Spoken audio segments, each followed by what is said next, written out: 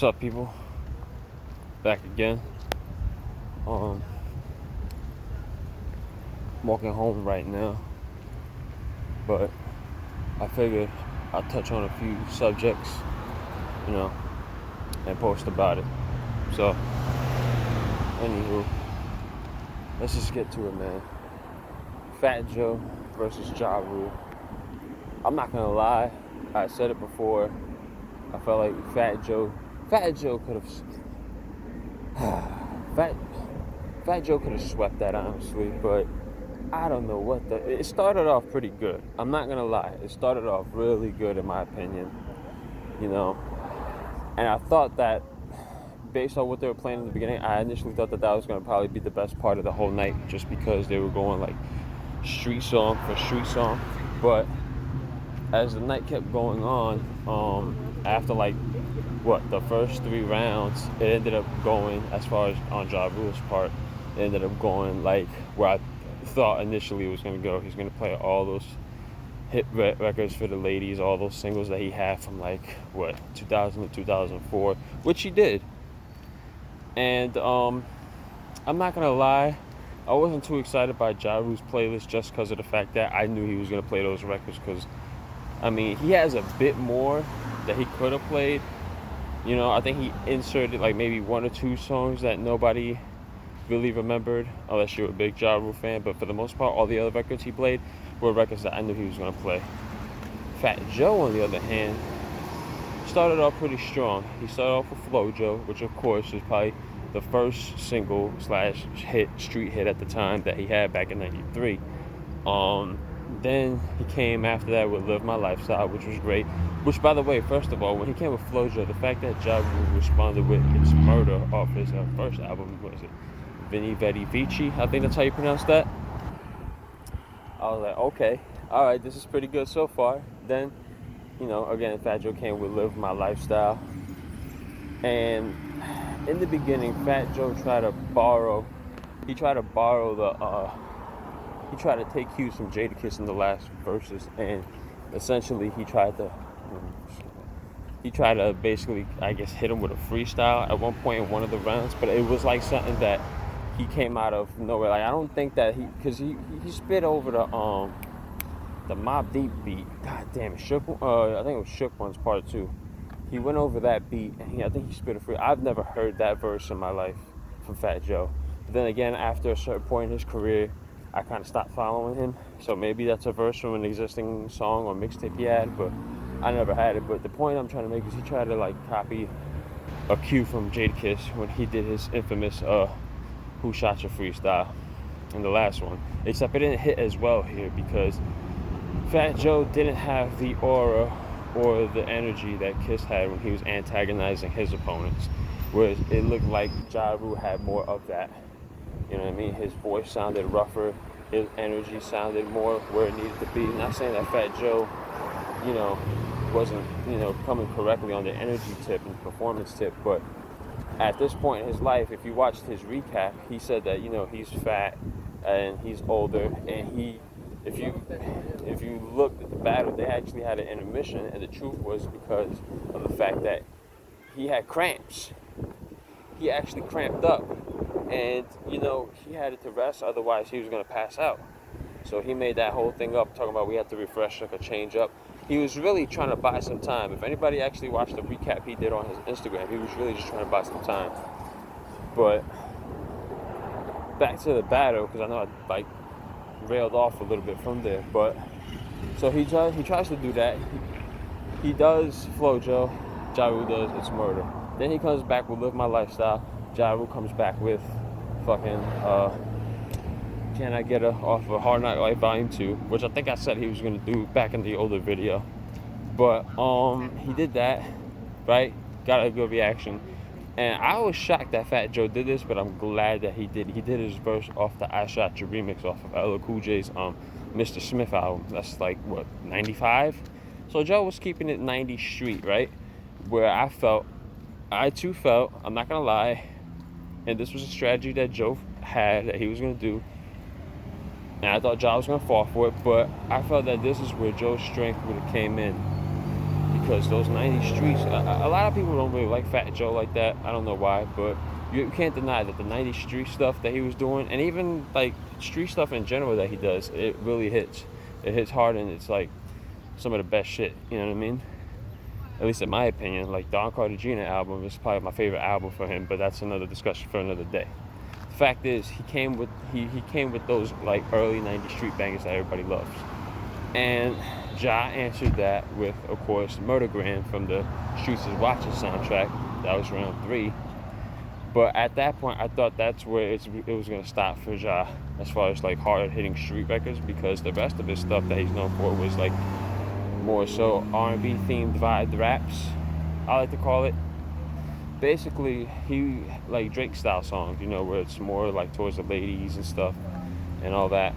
And Ja knew that, and he played towards his strength. He even admitted it, because Fat Joe afterwards tried to play, I forgot some of the songs. I don't know a lot of his later songs off the top of my head, but he tried to play Twins, which I thought it was great. He even did the Enemy with Big L, featuring production by Primo, one of the greatest producers ever.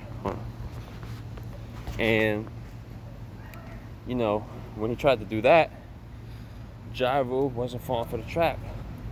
He started playing his hits like Every Little Thing That You Do. He started playing shit. All his other shit. Every Little Thing That You Do. What's that other shit that he played? I'm trying to remember. I'm doing all this like off memory right now. You know, I didn't have like a script or anything for this. It was all going off the top. He played that. He played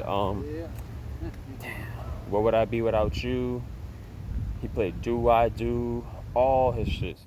The 2 songs that he had with J-Lo, he played them. And Fat Joe, here's I think where Fat Joe kind of fell off and fell at. This is my opinion. This is just me, but I feel like his later hit smashes that he had from like maybe 2007 onward, they're hit smashes, right? His Cardi B hit, his All the Way Up hit, his I don't want to say Make It Rain. Make It Rain is good, but I feel like the hits that he had, the pop hits that he had from those years, weren't as strong as the hits that he had during the same era that Ja Rule was making hits. Like, Fat Joe didn't play All I Need. I was like, where is All I Need with Tony Sunshine and Armageddon? He didn't play that. That would have got him around, in my opinion, for me, over any of them Ja Rule songs. At least he played What's Love, but then he could have played. He didn't get to the R. Kelly record, but both of them have joints with R. Kelly. But I can see why they didn't do it, especially what's going on with R. Kelly now. Like I did say in the last video, shit. What else he didn't play from that time? They could have. So Much More. He didn't play So Much More. Like, I feel like, and it's just me, I feel like if he played more of the hits that he had, like during the era that Ja Rule was making hits from 2002 to 2004, because I feel like the older the hits and the songs are, the more they pull out heartstrings. Anything more recent is going to be dope, but at the same time, it's like it's not that far away from when you first heard it. So like All the Way Up, right? I like All the Way Up, but that was like in 2012 maybe. I could be wrong. 2014. I don't remember. 2016. I don't even remember. That just goes to show you how much I forgot about that song after it came out. But it's a great hit. But sonically, it doesn't sound as good as any of the Ja Rule hits from back then. You know what I mean? It could be me. And I forgot what he played All the Way Up against, or what Ja put up against. Whatever he did, I'm pretty sure if he would have played All I Need probably would have won that. But yeah, you know, he didn't play Let Me Take You Home.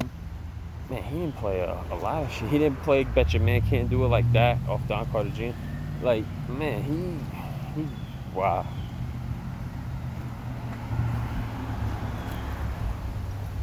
I mean, here's what I'll say. A lot of people on the internet are saying that Ja Rule won that, right? Which is cool and which is fine, you know. Ja Rule finally gets a victory after a decade and some years, especially after 50 made him look like trash, essentially, you know. But to me, I would say it was more so a tie, and if not a tie, then Ja Rule won by like maybe 2 to 3 points, in my opinion. I will admit that. I will admit, as a person that was going for Fat Joe, that Fat Joe. And then there was times where Fat Joe was like trying to do these dances and all that, and it was just like, what are you doing? You know? And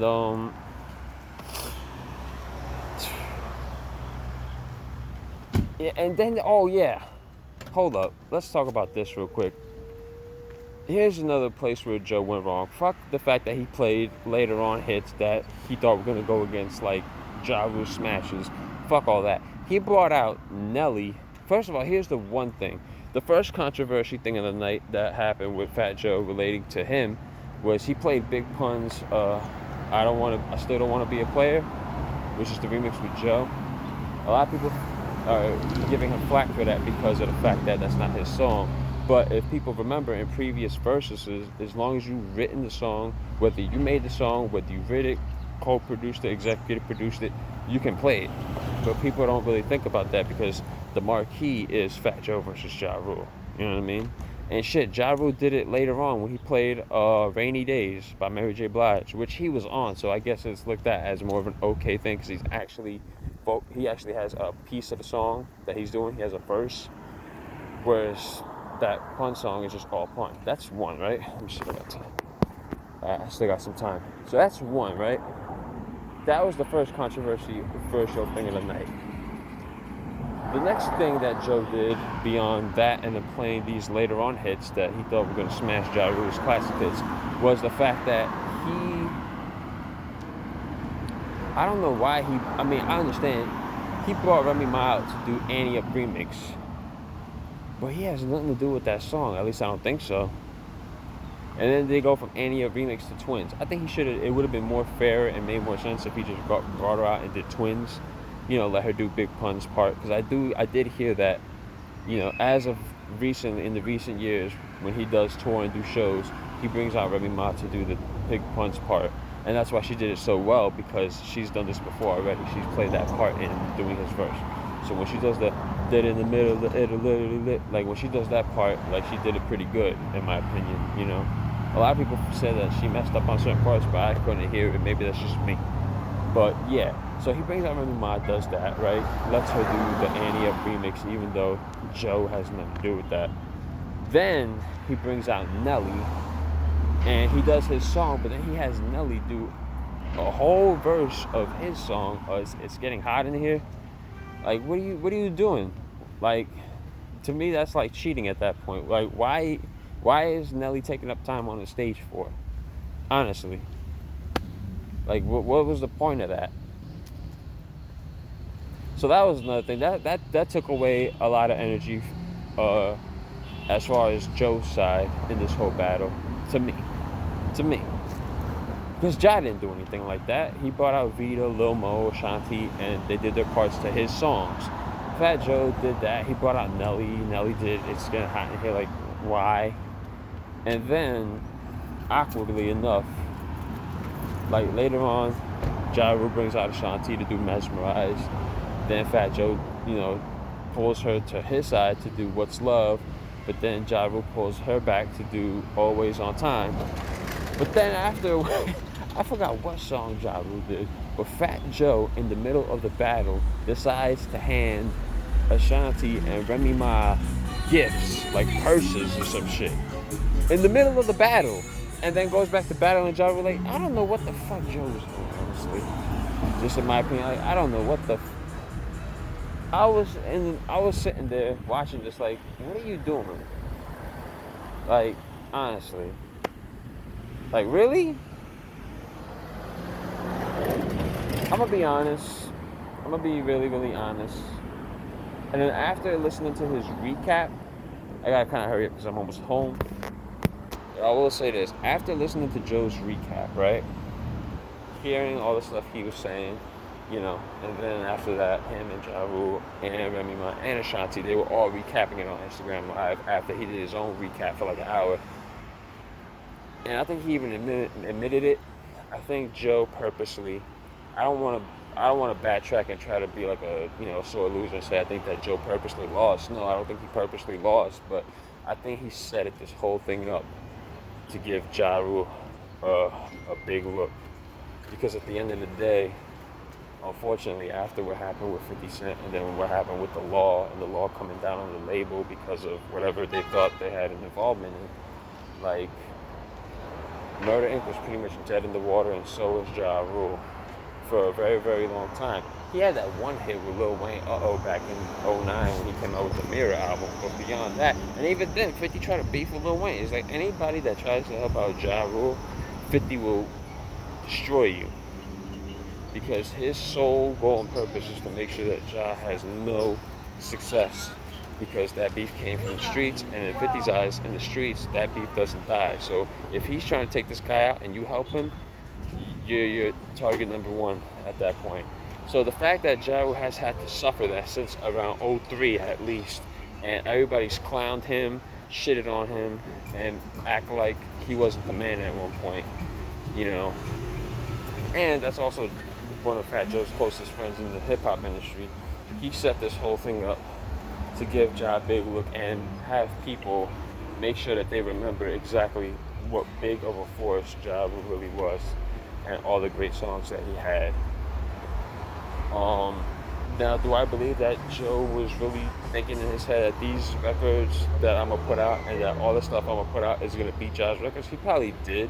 He probably forgot about all that other stuff that I named and all that. But I don't think that his main focus was winning. I think the fact that Ja Rule got a lot of love and that they got the most viewed verses in the history of verses, I think Joe views that as a bigger win than him just winning a fucking battle with fucking Ja Rule, you know what I mean? But yeah. So at the end of the day, I'm not gonna take back what I said though. I felt like Fat Joe still could have swept this. Just like I'm pretty sure a lot of people felt like Dipset could have at least put up a better fight against the Lox. But unfortunately, they didn't hit the right records. And now I can understand how a Dipset fan in that situation felt. Because in this situation, I feel like Fat Joe could have easily swept this, but he didn't, just a lot of shit that he did was just like, what are we doing? But after hearing his recap and looking at the bigger picture and the bigger thing that he wanted to try to pull off, especially for Ja and the hip-hop community and all that, fuck it. Oh, and by the way, Jadakiss came out last night. I mean, not last night, but at the night of the Versus to do New York, so that was pretty good. That was a good look, man. But anyway, it's getting close to finish time. My time's about to run out. Fat Joe versus Ja Rule, great versus, I guess, for what it was. Who I want to see next, there's a lot of people I want to see next, man. But we're about to run out of time. You know what? I'm going to throw one out there. And I want people to, whoever comments on the shit, I don't know who does, but I want to just throw this out there, and I want to see what you guys think. NWA versus Wu-Tang. I'm just throwing it out there. Now, I want y'all to tell me what y'all think. But until then, I gotta go. Peace. Love y'all. And we'll talk next time.